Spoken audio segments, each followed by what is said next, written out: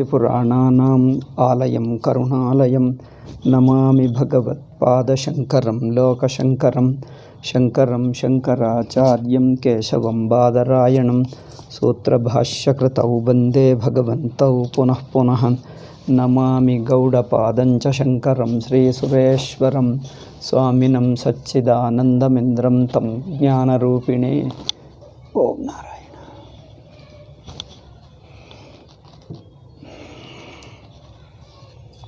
Okay, so in Sugama we were discussing Bhamatikara's Paksha, who told that Adhyasa has a cause, that is samskara, and the samskara and Adhyasa come in a sequence.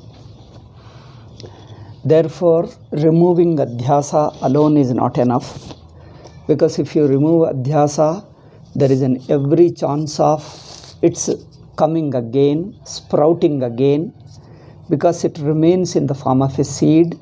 Seed is something, according to him, outside Adhyasa. Seed is something outside Adhyasa, and seed also has to be removed in addition to Adhyasa. See, in addition to Adhyasa, seed also must be removed by knowledge. To this, Siddhanti told, first, what do you think of Adhyasa? Understand it clearly. Adhyasa is a misunderstanding. So, once you say it is a misunderstanding, everything is included in the misunderstanding. You can't put Adhyasa and something else like that. So, now, in fact, it is a Purvapakshi should have raised this objection that Bhashyakara has accepted that there is a Bija and Ankura. Bija and Ankura, that means a seed and sprout, seed and sprout. There is a series of, a chain of, sequence of seed and sprouts. When Bhashyakara has accepted, why should you raise an objection? Though Purvapakshi did not say, Swamiji, that is Siddhanti himself, brings Bhashyakara's statement and trying to explain that Bhashyakara stated, assuming the waking and deep sleep are in relationship with cause and effect, that is useful for Karma Kanda and Upasana Kanda. From the Vyavaharika Drishti, that is okay. In the Vyavaharika Drishti means take the waking state as a product of the deep sleep, because that's how the common man thinks, that waking state is only a product of a deep sleep. So, or tentatively during the deep sleep, waking state gets suspended and again it arises. This is how a common man thinks. Taking this common man's feeling, so taking there are two experiences. One is this common man's standpoint of looking at deep sleep from the waking. So you take waking is a tentative suspension of waking state. Tentative suspension, or you can say it is a receding into a what you say that, into receding into a cell, or something like a seed, or you can say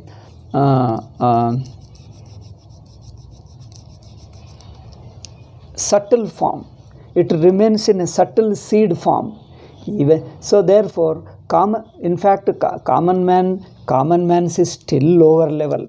He thinks that even when I am sleeping, the world still continues. But anyway, so at least we can take this much, that the waking world dissolves into deep sleep, but remains in a potential form. Yeah, and the potentiality reappears.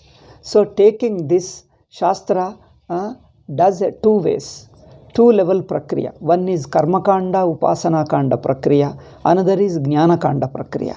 In Karma Upasana, there the world, neither the world is negated. In fact, the continuity of the world is required. For the Karma Kanda or Upasana Kanda, Jiva is a doer of karma and is an enjoyer of karma phala. So, if the world disappears, if the world tentatively gets suspended in deep sleep, what happens to Jiva's karmas? The question arises, what happens to Jiva's karmas? If Jivas, whatever karmas they have done during this Srishti Kala, during this period of creation, whatever Jivas are, if the world is suspended, what happens? Shall I tell you? It is a little deviation. There are, in Europe and America, probably in America, I don't know, somewhere anyway, anything is a west for us. For us, all that is west, all is west. Let us call in general term west. So in Christians and certain other people, they create, mainly Christians alone, they create a news like this, a frightening news that world is coming to an end. A bomb is created. Modern scientists and modern thinkers think that there is a what you call bomb, and bombs are nuclear bombs, nitrogen bomb, or some kind of hydrogen bombs. The bomb will destroy the world. World will come to an end. It should not come to an end. They create a fear. Christians create a fear because according to their theology, world comes to an end. Therefore, what happens? World comes to an end. That means there will be only a judgment day and you will be sent eternally to hell. Only few people will go to heaven and most of the people will go to hell. Therefore, they frighten the people and frighten the people in two ways. One is people want to live. Nobody wants to die. Nobody wants the world to come to an end, because the very thought of world coming to an end frightens people, common people. And second thing is those who believe little religion, at least they should continue in some form. So therefore, after the death, they should live a comfortable and happy life.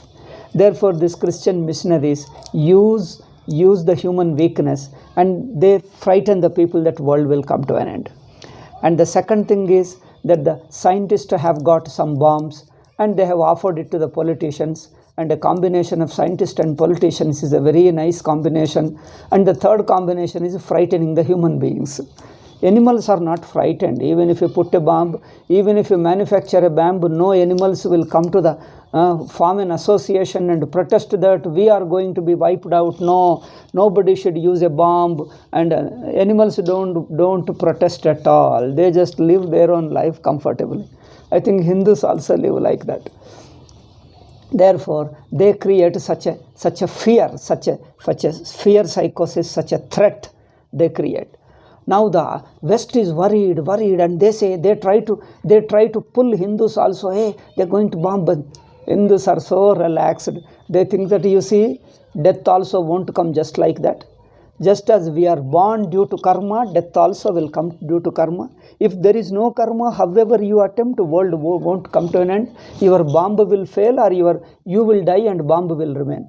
Either something will happen and world won't die just like that, because there is a karma of all jivas. All jivas have to live and it won't come to an end. A part of world might be destroyed, a small part, but world as a whole will not come to an end. Suppose world comes to an end, even then Hindus are not worried.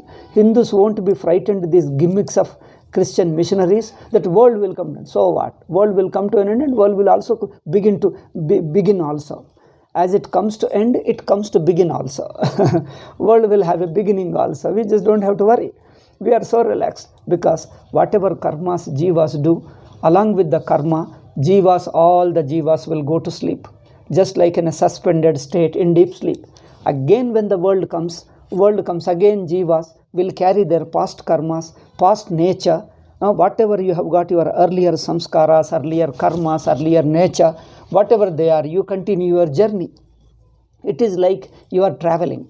While traveling, you come to a place, you rest in a lodging, in a dharmashala for a day or 2 or 3. Depending upon your patience. If you are excessively tired, you may rest for a few more days. You sleep, and next day you wake up and then start walking. Similarly, this world comes to an end means what? It is only resting for a few days, and again God can create. God or nature, whatever you call, whether you believe in God or something, whether you call God or nature, whatever has created this world, now the world is there, we see now. The same principle which brought this world into existence, the same principle will bring back again. Because the same principle, according to the same law, whatever is the law according to which we brought the world into existence, according to the same law you can put an end to it. The same law, again you can produce it. So why worry? You see, Hindus All common Hindus may not be scientists or may not be philosophers, but this understanding is given to all of us. Therefore, Hindus can never be frightened with your theologies of world coming to an end or bomb will just think. Have you ever seen, you tell the scientists, you tell the Hindus that a bomb will come and they all laugh and enjoy that, go away. They say, we will see it. When the bomb comes, we will see it, nothing to worry. Europe is terribly worried. You listen to Ramana Maharshi's talks. The Europeans who would come and visit Ramana Maharshi, they always tell, a world will come to an end, bomb is prepared, world, because they have used it in Hiroshima and Nagasaki in Japan, and they may use it in the world, Maharshi, they will say, Ramana Maharshi, tell the people all over the world that you come to America and Europe and tell them peace. If you tell, people will believe you. Ramana Maharshi told, why are you so much scared about it? Ramana Maharshi says, why are you so much scared about it? If it comes to an end, it will come to an end, it will come again, don't worry. They are unable to understand why Ramana Maharshi is so relaxed and not feeling. They thought that he is not able to understand the dimension of the problem, the gravity of the problem. He is not able to understand. We should again stimulate him, tell him, oh, this problem is serious, you should be anxious like us. You cannot plant anxiety in Ramana Maharshi as you cannot plant an anxiety in any Hindu. Hindu also is relaxed like Ramana Maharshi. They may be worried about their worldly problem, but they are not worried about the world will come to an end. Okay, you tell the fellow, we never believed it. Even in childhood they used it to tell us, we never believed, we laughed at it. We remained relaxed. It is the media that creates a terrible Rakshasa media we have got in India, because they are all westernized media. So they cooperate with missionaries and the modern people, and they try to create a little bit sometime once in a while. But still Hindus take lightly. That's because nature is nature. We are alive because of the natural law. The same natural law will continue us. It won't kill us. Why should it kill you? If the natural law kills it, then the law kills itself. Law is a foolish law. It can kill itself. If the nature or God, whomever say, which brought this world into existence, the same principle, it will continue it. Will process it. Process means will allow it to continue. And in the process of the same continuity, world will recede and again come and again recede. This is our karma kanda drishti. We don't come up to even Vedanta. Vedanta has got a still higher level. Okay.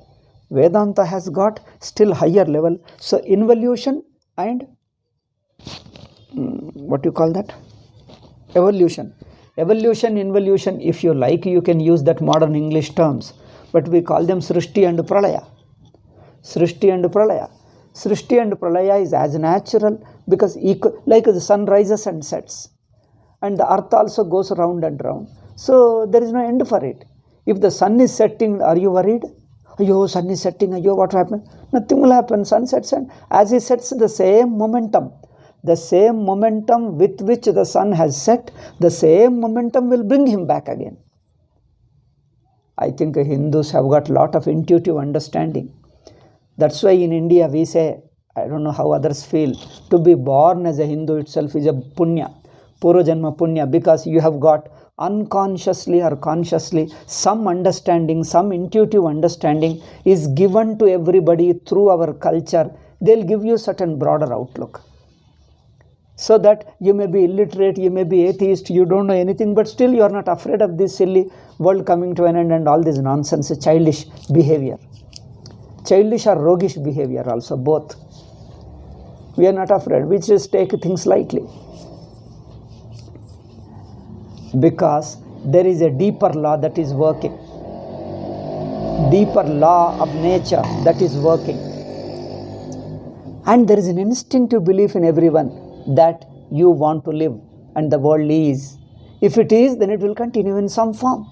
If it disappears and again appears, nothing will come to an end permanently. Okay? There is no eternal destruction of anything. It appears, disappears, appears, disappears. That's all. Whether you say Sankhya, whether you say Vaisheshika, whether you say Dvaita, Vishishtadvaita, anybody, whether Buddhist or even Vaidika, all the people have got Jainas, Buddhists, everybody has got this one thing where it is common to us. Therefore, the Christian missionary is trying hard to frighten us and nothing is working.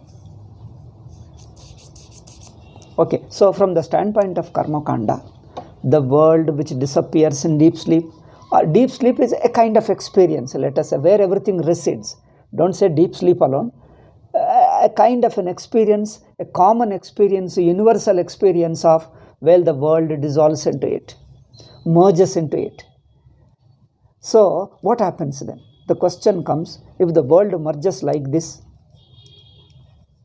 if the entire world merges, then the Hindus are only worried about their karma. Now what happens to my life? Whatever I have done, my punya, papa, what will happen? If the world comes to an end, if the world merges, all my punya, papa will go away.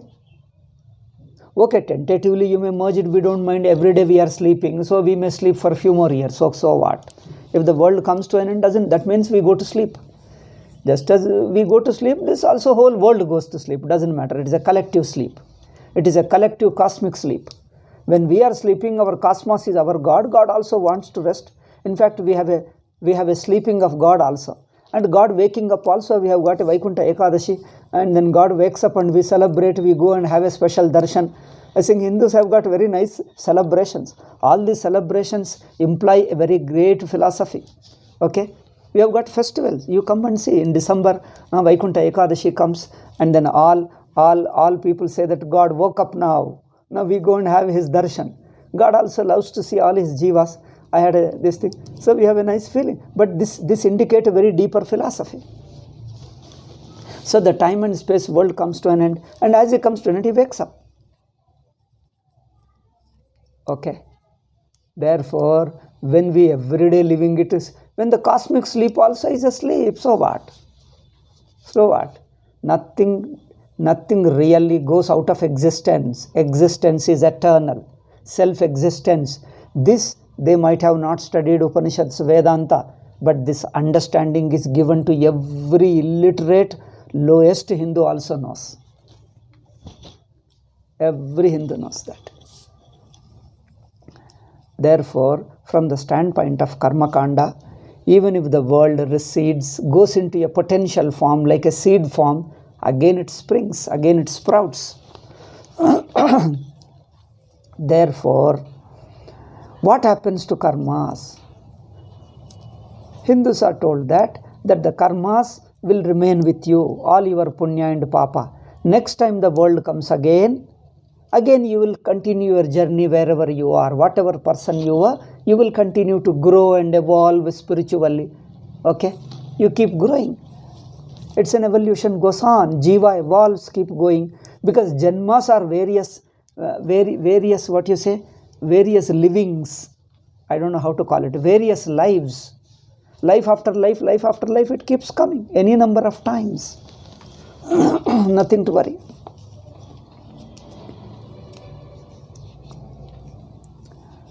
Therefore, so from the karma kanda drishti, what happens to the world?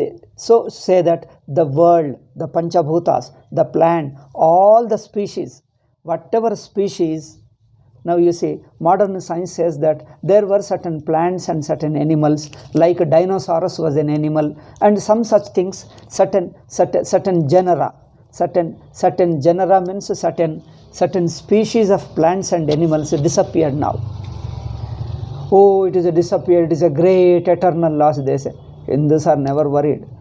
Because in the next creation, they will come back. In the next cosmos, next creation, it will come back. Because everything only goes into potential, unmanifest form. Nothing can be totally ended. The various jiva rashi means the various jivas, the various species of jivas we have, all these people. Some of them disappear, some of them reappear. It just goes on, doesn't make any difference, nothing to worry. They will again reappear in the next janma.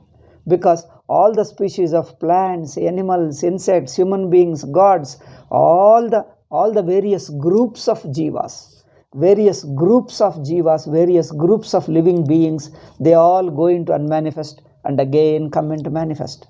So this idea is from the karma kanda and upasana kanda. Vedanta talks of another step, a deeper step.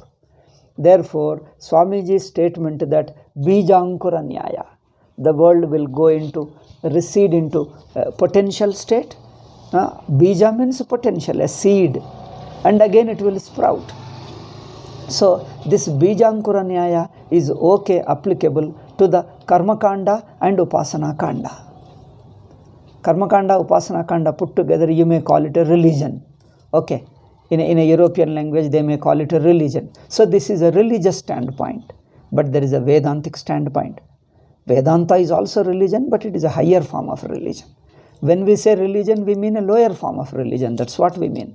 Vedanta is also a religion. Okay?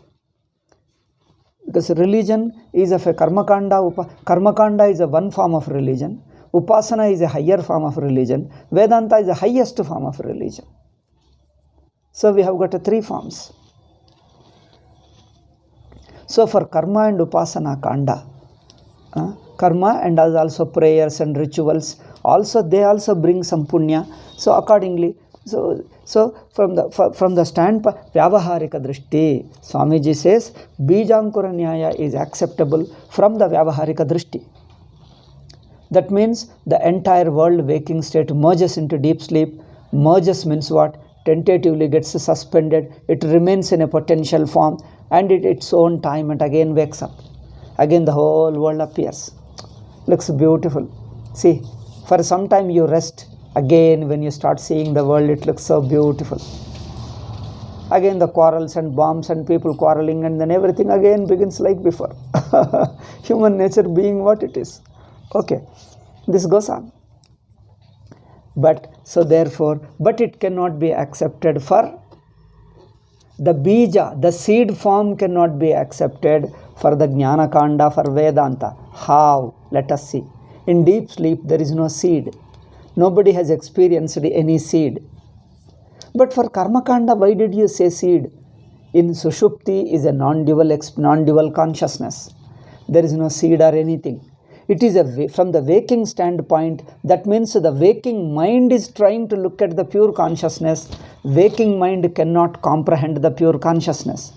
Deep sleep is pure consciousness, and the waking mind cannot comprehend the pure consciousness unless it drops the waking mind completely. But it cannot drop waking mind without jnanam. Okay. So the waking mind or the waking state, both are same. Waking mind or waking state looks at the triad, looks at the deep sleep. There are two ways of looking. One is retaining the waking mind, you look at the deep sleep. Another is drop the waking mind and look at the deep sleep. When you look at the deep sleep by retaining the waking mind, so the mind which is looking at deep sleep, the mind which is looking at deep sleep, still it is alive. Therefore, it cannot comprehend the pure consciousness which the deep sleep is. Okay. The pure consciousness which the deep sleep is beyond time, beyond place, beyond world. There is no world, no time, no space. Everything is swallowed within it. It is infinite. Nothing is outside it. But since he is looking from the waking standpoint, the waking world and waking dream, waking time and space and waking jivas, all these people tentatively get suspended, but they can't be totally non-existent. Okay. Tentatively suspended, they will come back. So this standpoint becomes inevitable if you look at the deep sleep through the waking mind, because the mind is still looking at it. The mind is still imagining. You say the mind is not there. Even not there is an imagination of mind. Okay? Mind is not there. Even that is an imagination of the waking mind. Therefore, Shastra, taking this standpoint, says, this is what Bhashyakara's quotation means, that bija from the Vyavaharik standpoint, and the mind has to be there, world has to be there. Therefore, okay, it remains, it will come back. But if you take directly the Vedantic stand means what? You leave the waking mind with the waking state. That means the entire waking state is swallowed, including the mind. Then the deep sleep is pure consciousness. No mind, no time, no place, no subject-object duality. So therefore, that non-dual deep sleep is neither a past nor present, because deep sleep is a timeless. Timeless, where is the timeless? When is the timeless? The very question is wrong. You say deep sleep, when is the time? It is a timeless, non-dual, infinite experience. But the timeless, non-dual, infinite one, where is it? Can you ask where is it? You are asking a question through space. The space which is swallowed into deep sleep, it doesn't exist. Then you are asking when is it? The question when refers to time. The time is swallowed, it doesn't exist. Okay, it is a timeless existence. Timeless means what? Eternal. Existence by nature, that's all. Pure existence without any qualification, just pure existence. Therefore, it is timeless. Now, when you can't ask. Okay, then the world merges when you say, when does it merge? That also you can't ask because it is a timeless. Timeless deep sleep merges the waking state in timeless only. This is an important. Timeless deep sleep, when it swallows the waking state, when does it swallow? That swallowing is also timeless. Oh my God. Yes, that's what it is. Timeless merging means what? Timeless merging means always merged. Because timeless means what? Eternity. Eternity means from the standpoint of deep sleep, waking state is eternally merged. It never existed outside. Therefore, deep sleep is not a state of potentiality, potential state. It is not a state of a seed. Okay, it is not a state of seed. It is a pure consciousness. World doesn't exist. So, yet, although it is no doubt state of pure consciousness, but from the waking standpoint means when the mind is still assuming the waking world, then to help you to understand this waking world along with its seed. Where is the seed? You assume the seed in deep sleep. Why? On what basis you assumed it? Shruti does the prakriya. Since you are seeing the waking world again, it must have been there. Must have been is only an imagination from the waking standpoint, but nobody has experienced the avyakta, the seed form of a tree. Nobody has experienced, and it's not possible to experience because it doesn't exist. The seed is only an imagination from the waking standpoint. It is only an extension of waking world into deep sleep. Therefore, Shruti does the adhyaropa of bija. This is the difference between Vyakyanakaras and Sachidananda Swamiji. They say the potential seed of the waking state is experienced in deep sleep. They say deep sleep is an experience of the world in its potential form, in its seed form. I did not know anything. This is an experience you have. This is what they say. Who says? Vyakyanakaras, post Shankarites. Shankaracharya never says that you experience some seed form of the world, unmanifest form, or a seed form, or invisible form. You experience in deep sleep. Shankara never says, because the experience of deep sleep is non-dual. It's a pure infinite consciousness. Therefore, presence of the world in some mysterious form, in some seed form, unknown form, invisible form, is only a positing, logically explaining it from the standpoint of waking, from the standpoint of waking.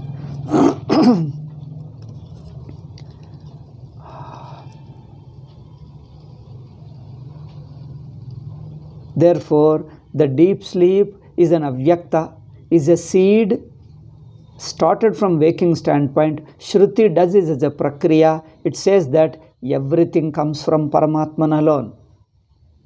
Now, it doesn't talk of the seed as a separately. What you call seed is nothing but Brahman only. So, it is a Jnanakanda, it is a Vedantic standpoint.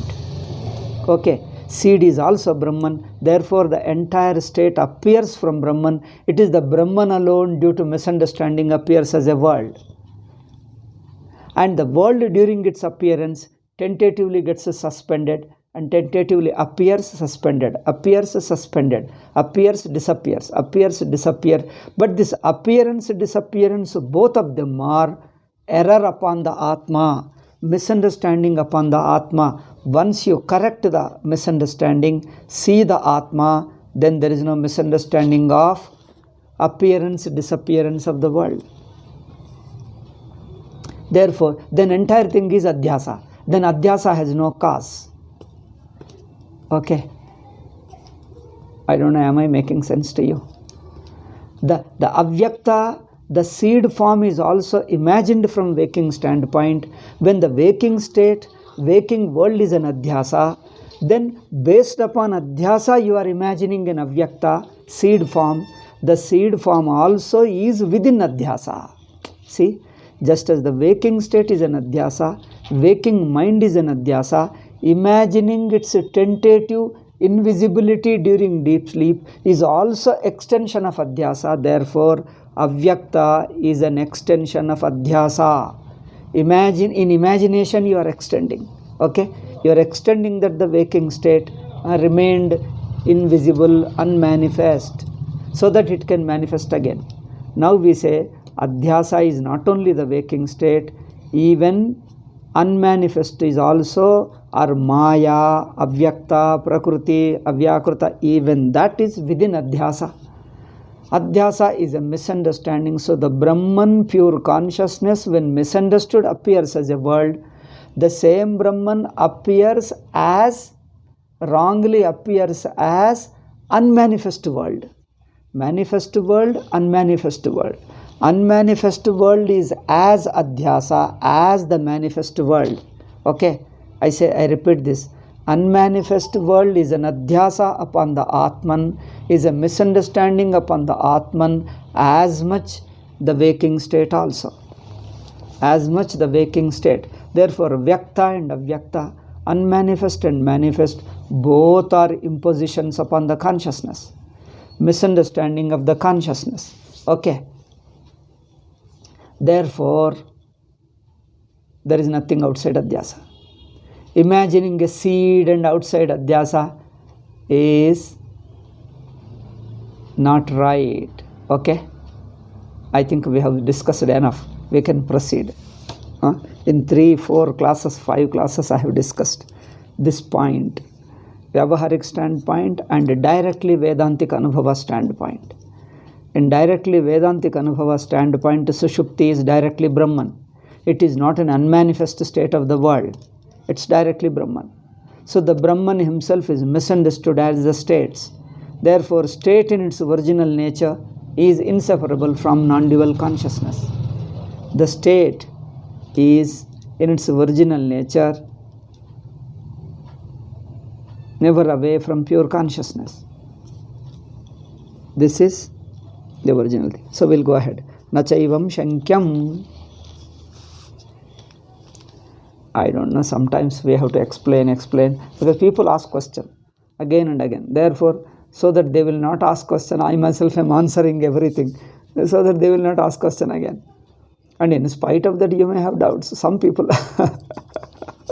some people have got a great mind, in spite of so much of explanations. Anyway, doesn't matter. If you have a doubts, you can ask again, we'll again explain. But the question should come from thinking. You have to do some manana, some thinking, then the question makes sense. Otherwise, you will be contradicting yourself. It shows that you are not thinking. For a non-thinking person, I can't answer, because the answer doesn't apply to you. If you don't think, think means if you don't do vichara, if you don't inquire Atma, then the answer has no meaning, and this answer you will make into another problem. The answer will become a more problem rather than understanding. If you start watching, understanding, thinking, then my Vedantic teaching and the Vedantic classes will help you to understand, will clear your doubts. Clearing means what? Your waking standpoint, it pushes you from your waking standpoint. It helps you to drop your waking standpoint and remain in Sushupti and look at everything. This is what it is. It should help you to drop your waking standpoint and remain in deep sleep standpoint. That's all its teaching is. All the teaching is only that much. But people don't give up the waking because the waking standpoint is stubbornly sticking to them.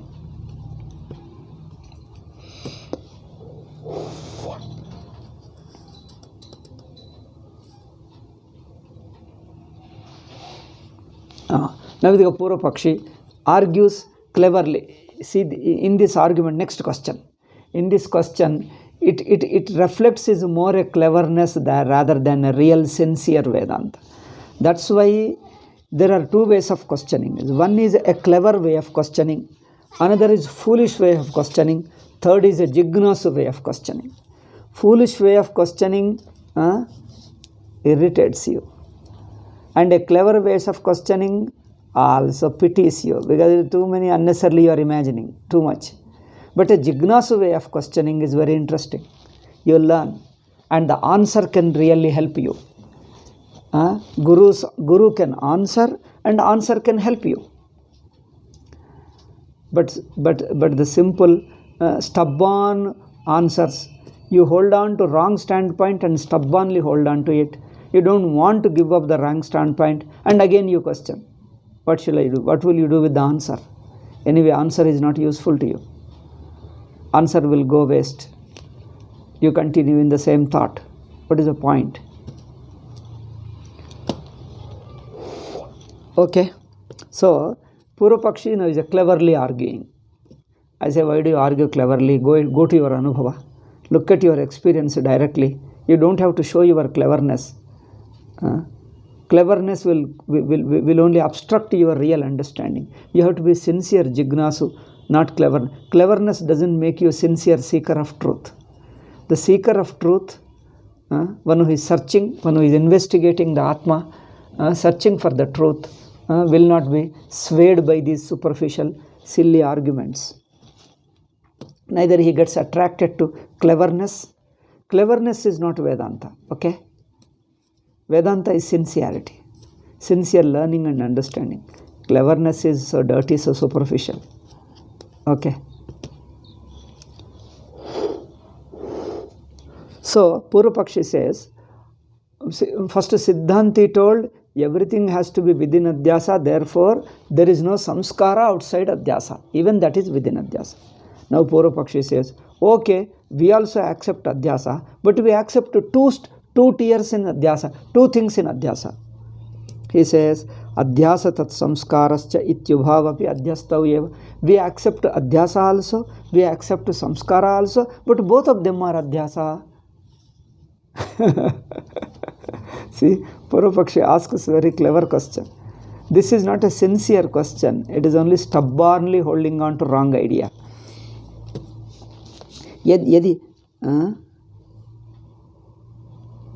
Okay. Samskarasya purva adhyasa karyatvat. Now again, both are adhyasa, he says, but again he puts outside adhyasa. This irritates the fellow's foolishness if you see them. He thinks that he is a very smart fellow, but you can see clearly his foolishness in his question. First he says everything is adhyasa, and again he says that adhyasa has got a karanam and the karanam has got... It doesn't give up the wrong thinking. Therefore, samskarasya purva adhyasa karyatvat. Samskaras are the result of previous adhyasa. Okay, this is what Purva Pakshi says. Adhyasa tat samskarascha ityubhavapi adhyastavyeva, because samskara is of a previous adhyasa. Okay, purva adhyasa karya, it is a product of previous adhyasa, and this samskara will produce another adhyasa. Tad uttara adhyasasya cha adhyasa samskara janyatvat. Therefore, adhyasa into samskara is also within adhyasa only. Then if it is within adhyasa, why do you divide it? Say one adhyasa over. No, he has to divide it. Then that means it is wrong. Therefore, ato nakopi doshaha iti. For this Siddhanti replies, tathapi purvottara kalayor adhyasaro. See, there is a previous adhyasa and a later adhyasa. Now, once you say previous and later, you are not taking them as a one adhyasa. You are putting something in between adhyasa, something other than adhyasa. In between two adhyasas, you are imagining something other than adhyasa. This itself is a mistake which I am pointing out. Listen, if once there is adhyasa, you can't imagine anything in between. Purvattara kalayor adhyasayoriva swikaryatvat tad adhyasartham purvakalantaram kalpana yoga. Another problem, one is two adhyasas, previous and later, in between something else you are assuming, and also you are assuming a time, within the time this adhyasa and what you call samskara, adhyasa, samskara, this you are putting within time, therefore it goes wrong. Nahi vastavam janyatvam janakatvam cha anubhavan adhyaso nama bhavati. There can't be adhyasa when there is a real birth and real death. You are telling adhyasa is really born and adhyasa really dies. If something really dies and really born, it can't be adhyasa. Adhyasa itself means wrong appearance where it doesn't exist. It appears there where it doesn't exist. It is simple. Adhyasa. Nahi vastavam janyatvam janakatvam va anubhava. Adhyasada anubhavadalli, in the experience of adhyasa, there is no real adhyasa. Okay. Yat punaha tasmat adhyasasya adimatvam. Therefore, talking adhyasa as if it has got a beginning. Purva adhyasa samskara janyatvam va, that it is a born of previous samskara. All this doesn't hold water. Na yukti matit vachaha, it doesn't hold, all this goes wrong. Okay, next question again and answer. I think we have moved from the previous thing, we have come to the next point, but one more argument is there. I think if I start it will take time. We will see in the next class. I am also tired. Om Shanti Shanti Shanti. Harihi Om Shri Gurubhyo Namaha. Harihi Om Tat Sat.